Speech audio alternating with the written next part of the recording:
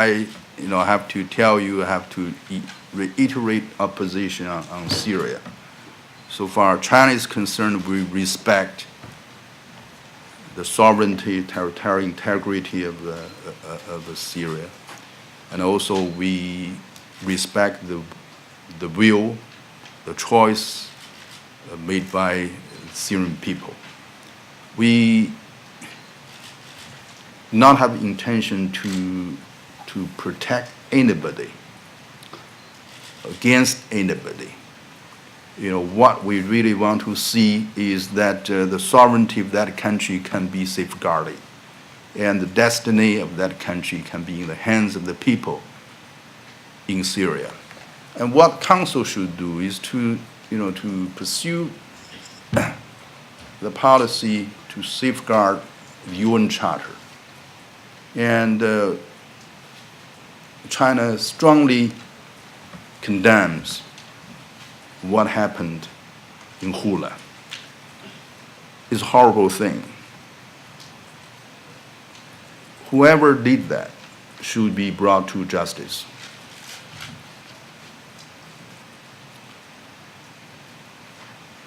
The Syrian issue now is at a very critical moment and the political process to solve the Syrian crisis is at Crossroads. We're facing two prospects. One is a bright one, where all parties, political parties, armed forces in that country achieve ceasefire, cessation of violence, where that inclusive political process is launched. The destiny of Syria is determined by the people in Syria. This is the bright prospect. There's another one.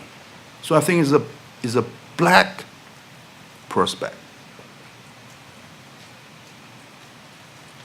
where that bloody violence, the conflict, linger on, turning into full-fledged civil war, turning into sectarian revenge, sectarian conflict between villages, between the neighborhoods, between cities, spill over. Has already been seen in Lebanon. So that might be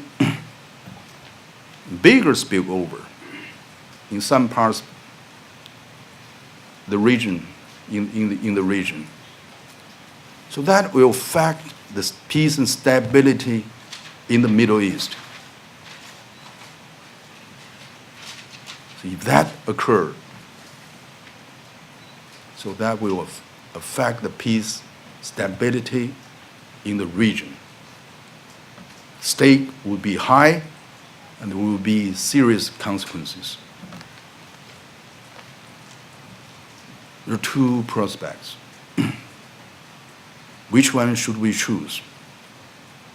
The answer is obvious. We should pursue the bright future for the people in Syria, bright prospect for that country. How should we do that? I think first we should give full and firm support to Kofi Annan's mediation effort. Excuse me. Secondly, we should give full cooperation and urge the government and also opposition forces in Syria to give full cooperation to the mission observers on the ground in Syria.